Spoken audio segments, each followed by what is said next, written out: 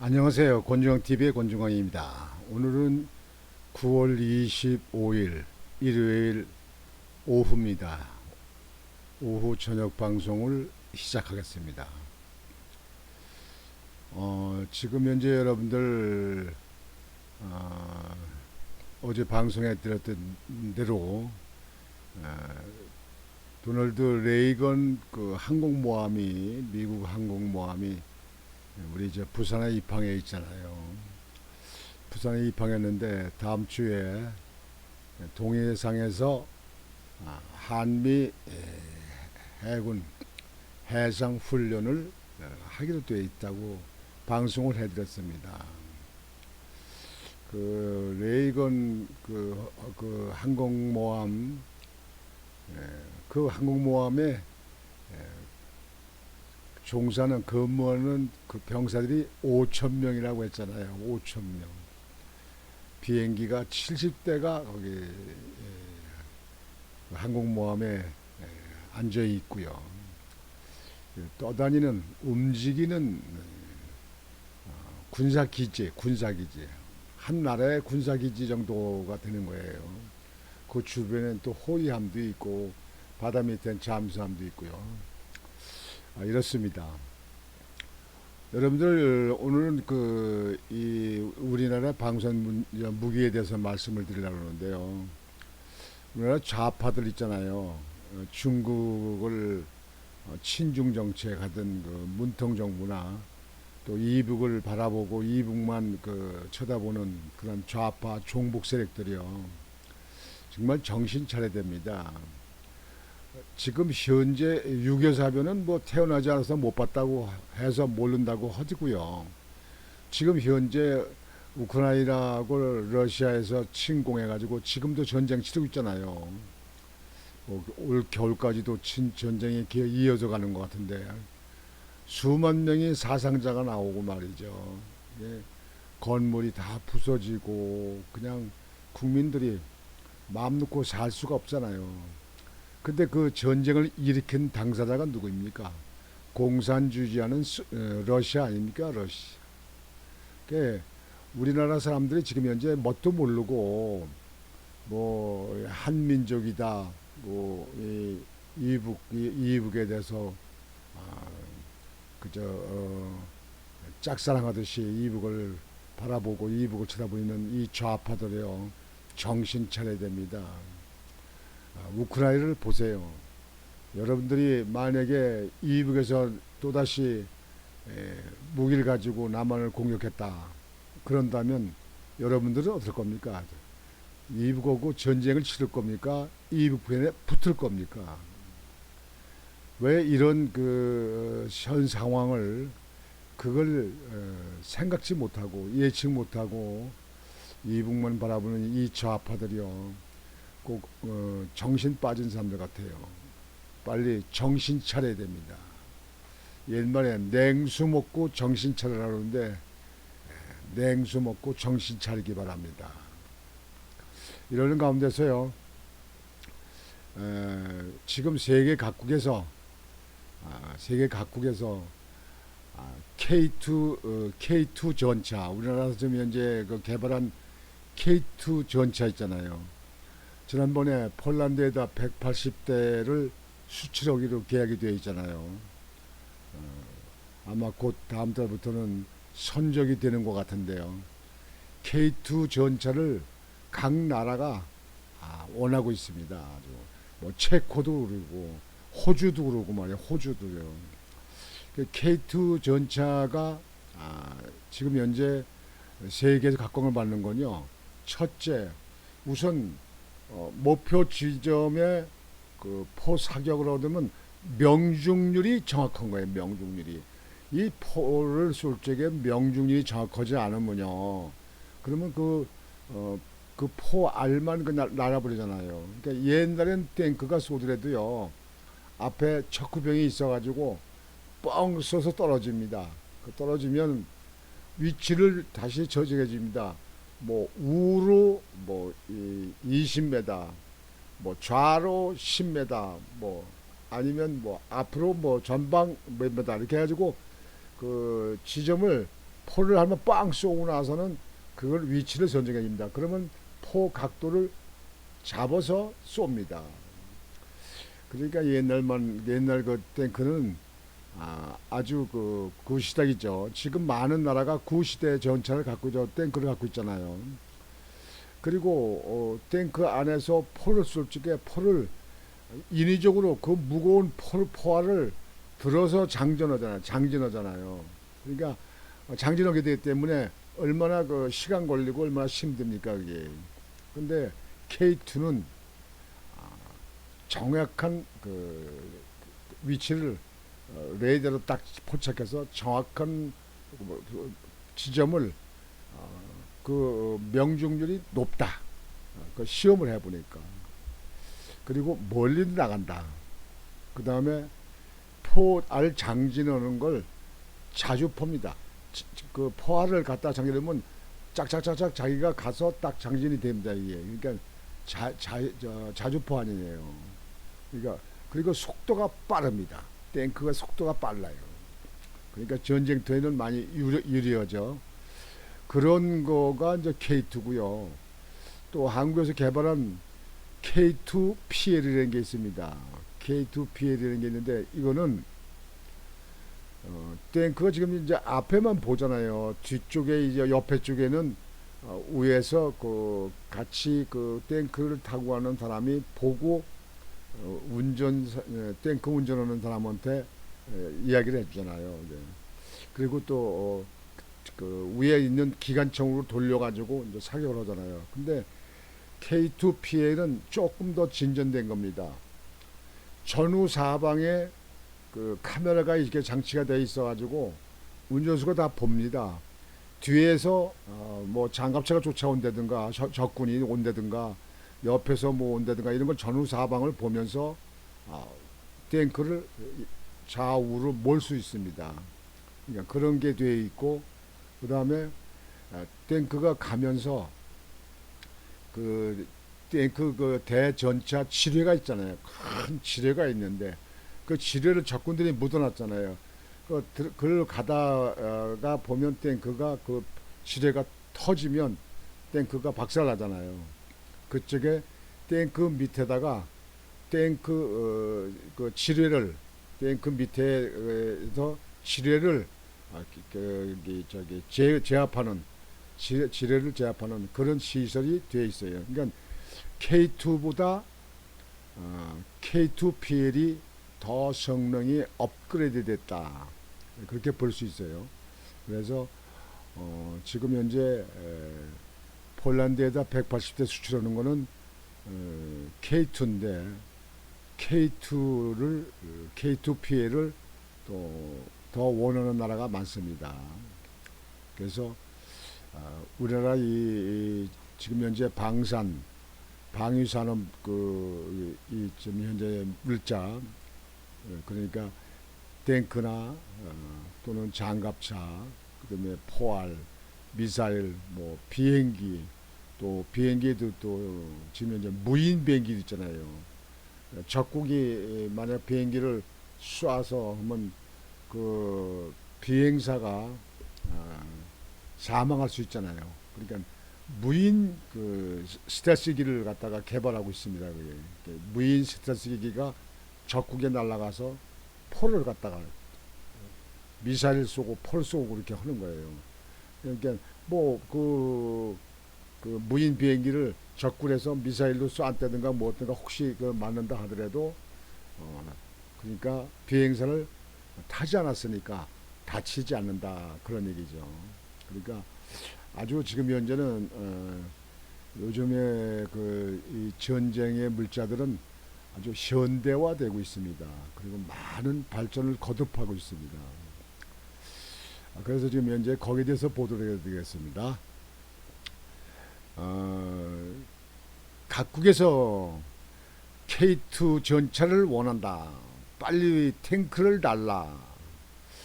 지금 현재 우크라이나 러시아 전쟁을 치르는 걸 보면서 다른 나라가 지금 현재 이 전쟁 물자를 우리나라 거를 그거를 구입하려고 하는 나라가 굉장히 많아진 겁니다. 아직까진 K2 전차가 그 성능이 좋으니까 그래서 각국이 그렇게 주문이 쇄도하고 있다. 우리나라 아주 어쨌거는 반도체 전자물체 가지고 수출을 했는데 이제 앞으로는 방위산업 물체 가지고 세계에 수출하는 아주 그 방위산업의 선도적 국가가 될 것 같습니다. 아주 그건 참 다행입니다. 다행입니다. 앞으로 K 방위산업의 진정한 주역은 K2 전차가 될 것이다. 외국서 관심이 매우 높다. 폴란드가 지난달 K2 180대를 구매하는 본 계약을 체결한 것과 관련 국내 방위산업 관계자는 이 같은 평가를 남겼다. 지금 K2 전차가 지금 포를 쏘는 겁니다. 빵 하고 쏘는데 지금 포알은 지금 나가고 있습니다. 샤샤샤샤. 이게 K2 전차.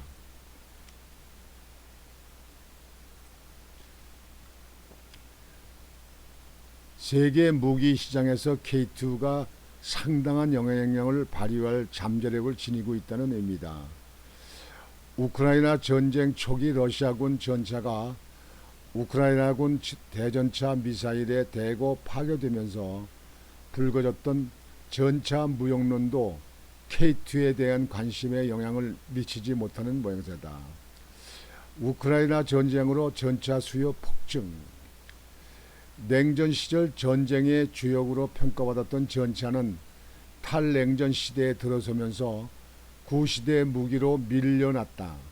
세계 각국은 기존에 보유하고 있던 전차를 퇴역시키거나 제3국에 넘겼다. 독일의 경우 냉전 붕괴 시점에서 네오파르트 2 전차 2천여 대를 보유하고 있었다. 하지만 냉전이 끝나면서 보유량을 계속 감축했고 남은 수량은 폴란드와 덴마크, 캐나다 등에 중고로 팔렸다. 이 같은 추세는 테러와의 전쟁이 시작된 2000년대 이후에 더욱 심해졌다. 수송기로 이동이 가능한 차륜형 장갑차나 지뢰 방어 차량, 전술 차량 등이 주목을 받았다. 세계 각국에서 전차 개발은 정체되고 장갑차를 비롯한 군용 차량을 개발하는 움직임이 활발해졌다. 우크라이나 전쟁은 이 같은 상황을 뒤집었다. 러시아와 우크라이나군은 개전 초기부터 전차를 앞세워 치열한 전투를 벌였다.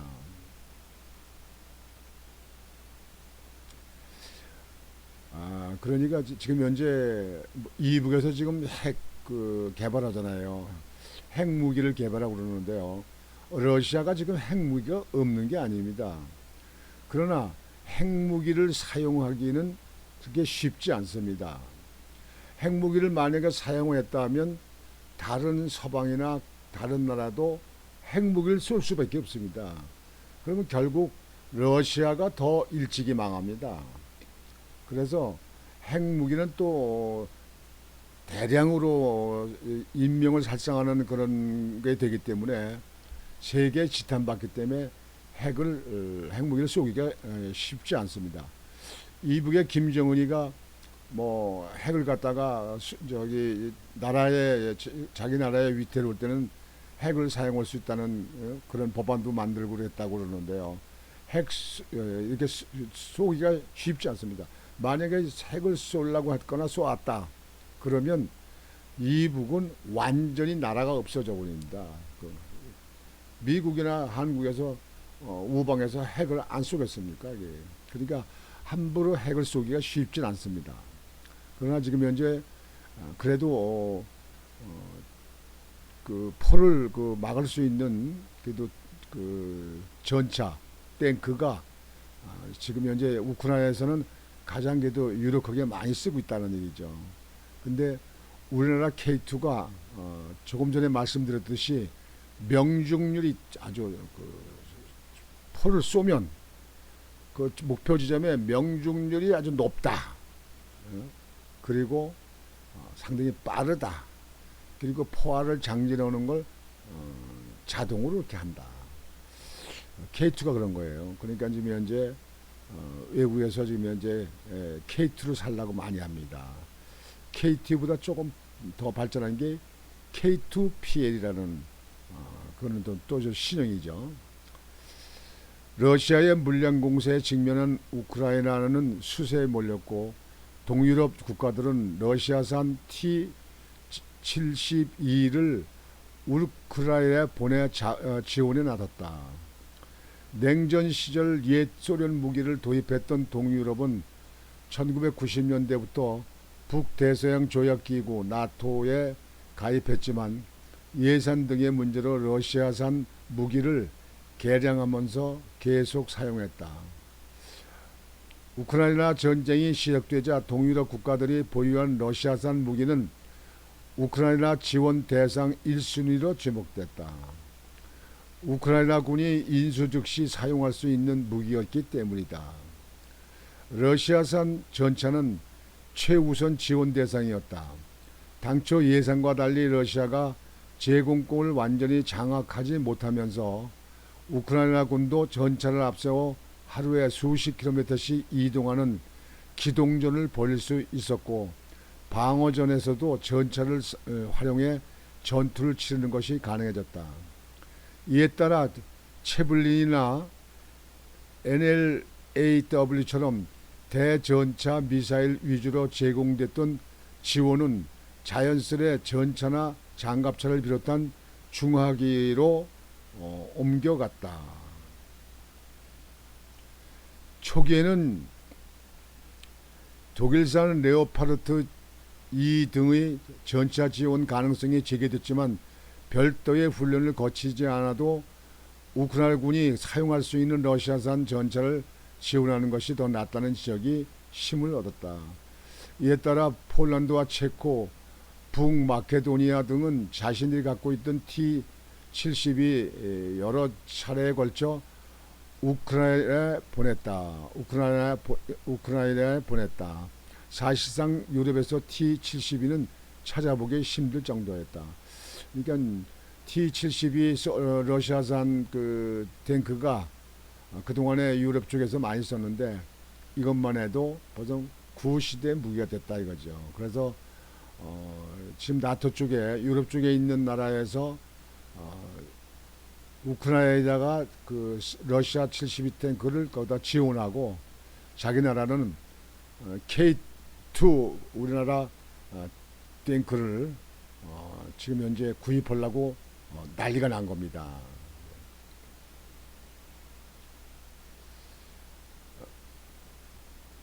이 같은 지원에 힘입어 우크라이나군은 전력이 크게 높아졌지만 T-72 지원한 동유럽 국가들은 전차 전력 공백에 직면하게 됐다. 여기에 러시아의 위협에 맞서 군을 현대화하고 러시아산 무기에 대한 의존을 없애야 한다는 필요성이 더해지면서 서방 기술로 제작된 전차 수요가 늘어나는 모양새다. 하지만 러시아산 전차를 성능 개량하거나 조립 생산을 진행했던 경우로는 서방 기술과 표준을 적용한 신형 전차의 독자 제작은 어려웠다. 도입 루트를 외국으로 잡을 수밖에 없는 이유다. 최신 전차 기근 K2 독주 가능성. 문제는 폭증한 수요를 신속하게 충족할 수 있는 전차가 부족하다는 것이다. 1990년대 이후 서방에서 첨단 전차 기술은 오랜 기간 정체 국면에 있었다. 프랑스의 리클레르는 아랍에미리트에만 수출이 이루어졌고 성능 개량도 제대로 진행되지 않았다. 영국에서 만든 챌린저는 세계 시장에서 주목을 받지 못하고 있다. 이탈리아의 아리에테는 수출 실적이 없으며 성능을 높이는 작업도 최근에야 거론되는 상황이다. 독일 레오파르트 EA7 EH는 독일 연방군에 납품하는 과정에서 납기 지연 문제를 겪었다. 프랑스와 독일이 차세대 전체 EMBT를 개발하고 있지만 이는 기술 실증의 성격이 강하다. 기존 전차를 능가하는 최신형 전차가 언제쯤 실전 배치될지는 불확실한 상태이다. 본토에서 싸우지 않는 원정군 개념을 지닌 미국은 분쟁 지역으로 빠르게 수송 가능한 장갑차에 집중, 전차를 단기간 내 대량 생산할 능력이 떨어진다는 평가다. 미국과 유럽 전차 중에서 고품질의 신규 전차를 빠르게 제공할 수 있는 기종은 찾아보기 힘든 셈이다. K2는 북한과의 전면전을 염두에 두고 만든 전차다. 전시 보급을 원활히 하고자 빠른 속도로 대량 생산을 할 수 있는 구조를 갖췄다. 성능도 우수하다. 자동 장전 장치는 탄약을 빠르고 안정적으로 장전한다. 전차로 접근하는 대전차 미사일 감지, 연막탄을 발사하고 회피 기동을 실수할 수 있다. 연막탄을 빡 쏘고 그럼 안 보일 거 아니에요. 그동안에 탱크는 피해간다 이죠. 기존 전차에 탑재된 1200마력의 엔진보다 1200마력 엔진보다 출력이 더 높은 1500마력 엔진을 탑재해 기동력도 강화됐다. 지금 이 사진이 지금 K2가 포를 쏘는 겁니다. 빵 쐈더니 여기서는 그 화염이 나오고 포알은 벌써 날아갑니다. 여기 날아갑니다. 그리고 이 안에서 이 포를 자동으로 장전한다 이거죠. 전엔 사람들이 들어올려서 장전하고 막 그랬는데 지금 이제 자동으로 장전한다. 그러니까 빠르죠.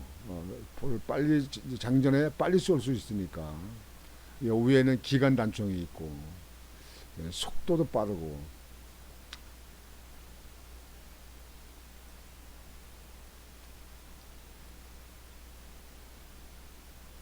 전차포도 K1A1에서 쓰는 120mm 44 구경장에서 120mm 55 구경장 활광포로 교체, 공격력이 높아졌다.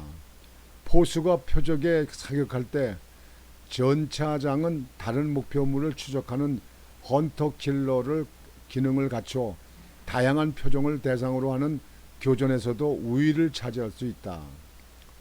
자세를 정밀하게 제어하는 유기압 현수 장치는 울퉁불퉁한 지형에서도 매끄럽게 주행이 가능하다. 차체가 크게 흔들리지 않아 목표물 조준과 타격의 정확도가 높다. 포탑 전면에는 레이저 경고 장치가 있다. 레이저 유도 방식의 대전차 미사일 공격 시 레이저 신호를 탐지, 관련 정보를 승무원에게 제공한다.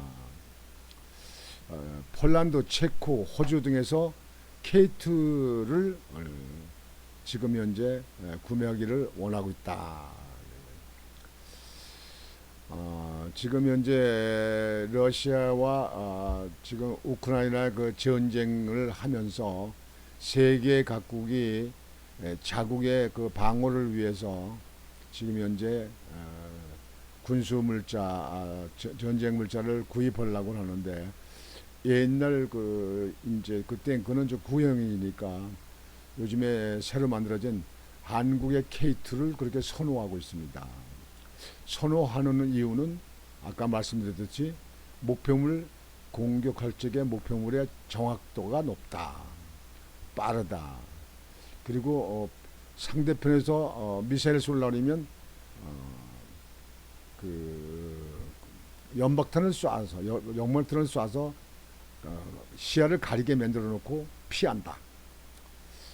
그래서 앞으로 세계는 K2가 주종으로 자기네라 방어 저기 탱크로 구입할 것으로 돼서 우리나라가 이 대량 생산을 하는 시스템을 만들어서 외국에다 K2를 많이 수출할 그런 조짐이 되어 있습니다. 이런 수출하고 이런 것도요, 미국의 인정이 돼야 됩니다. 그래서 미국에서 우리 우방으로 있기 때문에 한국에 대해서 이렇게 저렇게 이렇게 저렇게 간섭을 안 하잖아요. 이것도 벌써 외교적으로 이렇게 우리나라가 이득을 보고 있는 겁니다.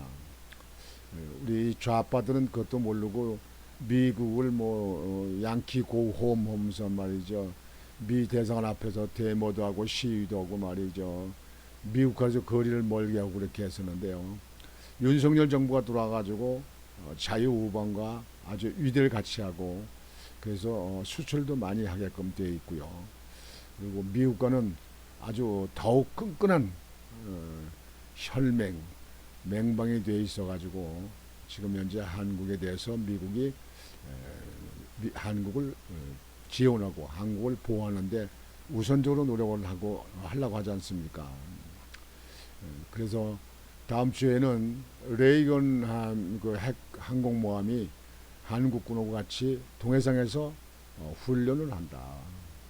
이북이 쳐내려왔을 적에 이북을 막을 수 있는 방어 훈련을 한다. 이렇게 되어 있지 않습니까?